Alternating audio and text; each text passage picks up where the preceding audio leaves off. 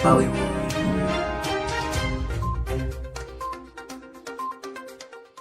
All right, more news. We got some more Hollywood news here. How do you feel about this, Semper? No, we're already in the segment. We're already in the segment, bro. Good popcorn news. New Matrix movie in the works with Drew Goddard writing and directing.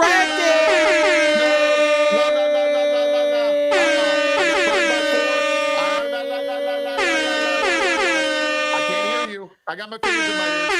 I can't hear you. Are you a fan of Drew Goddard? I'm not listening. Do you even know who Drew Goddard is? I don't care who it is. Matrix 4 broke the series and it's over. It's dead. It's game over.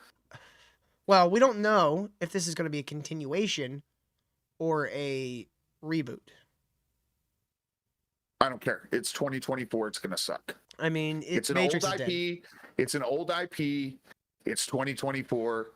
It's guaranteed to suck. It is a quarter of a century old now. So scroll down. Let's look at the picture because this is a great picture. I mean, why do we need to look at this picture? It's the same picture we see with Matrix. It's literally the one off the cover. Which one of them are they turning gay? I don't know, but it's Drew Goddard. Do you not know who Drew Goddard is? No. Do a little bit of work, Semper, and IMDb Drew Goddard right now. No. Tell me what you find. Do it. I don't want to. No. Colorful Glasses said he heard it was a reboot, but he's probably wrong. I mean, I kind of would hope it would be a reboot because continuing the Neo shit just ain't gonna work. I'm not gonna get excited about it. I would hope that he's gonna do like a hard reimagining.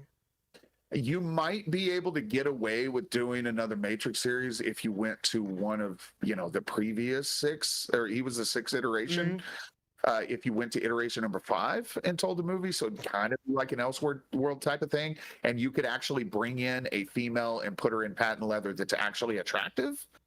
Well, yeah, I mean, they failed with Carrie Ann Moss. She was never attractive. That bitch is like a skeleton. Ever.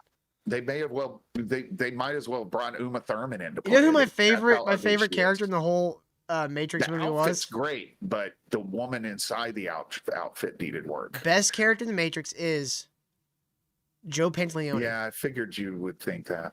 Dude, he is he's a shitheel, but he's such a great character. Really. Not really though. He's not really a shitheel. He was promised all of this stuff murders by the Matrix. Yes, for what?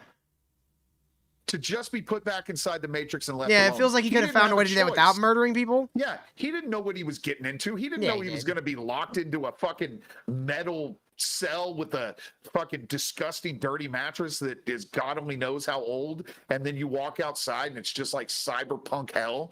He didn't know that coming out, and he's like, you know what, I want to go back, and if these machines are gonna connect me back up to the Matrix and give me make me a billionaire to where I don't have to fucking do anything for the rest of my life and I can just enjoy it, then plug me the fuck back in. He was not the bad guy. I mean, he was a antagonist, but he wasn't the antagonist. It says plot details are being kept hidden, though the studio said Goddard approached the company with a new take to extend the franchise. So it sounds like he is going to be using new characters, and that's what he should do. Like, don't ever acknowledge the 4th one. Be very sparse with your acknowledgments of the 2nd and 3rd one. Oh, see, the second one was my favorite, and I didn't hate the 3rd one. The second one just didn't have it didn't have a good ending. The second one had the architect scene, and that's the only thing that mattered in that entire movie. Nah, I didn't care for that scene. The architect, well, that's because you're fucking dumb. No, I thought it was pretentious and up its own ass. Yes, that's what it was supposed to be, because he's a fucking architect, and he's part of the machine that thinks he knows everything. And it was a fucking amazing scene. You know my favorite one of my favorite fucking what was he? A parody? It was Will Ferrell as the architect on the MTV Movie Awards, and he's just like saying concurrently, apparently, like just saying like all these big words in like a row. Did you not like the architect scene like most people because you didn't understand it till? No, I understand what you're saying. What it was? I just thought, why did you have to say any of this like this? Because just to sound like smart. He's a machine that thinks he's perfection. No, it's written by people that think they're smart and they're not. No, he is a machine that thinks he is perfect. So yes, of course he's going to talk like that. A machine. You missed the whole point of it, Till. I got the point, Semper. No, it wasn't clearly. It wasn't very hidden. No, you clearly didn't. Otherwise, you would realize that the pretentiousness of that guy was on purpose. Yes, I understand. Didn't make it any less irritating. Well, I'm sorry you were irritated by movie perfection. Shut up, December. There's Stupid a reason. doors. There's a reason that Reloaded is in the name. And it's not just because I accidentally joined a cult and I wanted to reload after that and be like, and change everything. No, it was actually an homage to the fucking architect scene.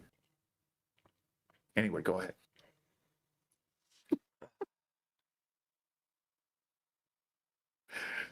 Okay, so since you're not going to actually do the work and look up who Drew Goddard is, you're going to tell me.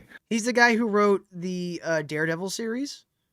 He, I think, wrote Cloverfield. He may have even directed Cloverfield. He's done a bunch of other shit. I didn't hate Cloverfield like a lot of people did. I didn't hate it. I just wish it had been better. You know, I didn't hate it. I just wish it wasn't absolute shit. No, I mean, like, it was one of those movies where it's like, this is good and all, but like, I wish I had gotten something more from it. You know, he did The Martian. It was kind of like Blair Witch, where it was kind of the first of its kind, and now you look back on it, you go, it wasn't as great as I thought it was at the very beginning. He directed Cabin in the Woods. I fucking love Cabin in the Woods. I did like Cabin in the Woods. He directed Bad Times at the El Royale. That's a really good one that no one ever talked about. Well, we'll see if he can climb over that existing IP reboot hump and make it out without, with his asshole intact. He wrote World War Z. He wrote some of the original Buffy show. He was responsible for, from what I understand, one of the good seasons of Alias. Yeah, but that was all that was all pre-DEI stuff. Now you've got to factor in DEI. I'm trying to think, like, he really hasn't done much since Daredevil. Can you put a BIPOC strong superwoman in the show and then immediately kill her off like it was the good guy, like the other guys did?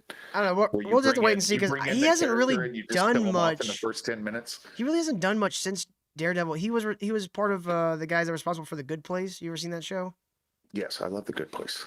Yeah, so he was a part of that show. But he really hasn't done much since The Good Place and Daredevil. So I'm hoping he's been staying out of this shit. And you can't stay out of it. It's written into the contract. There are some who just go like, you guys do whatever. I'm just gonna do my thing. And they don't Perry, but that's not comparable.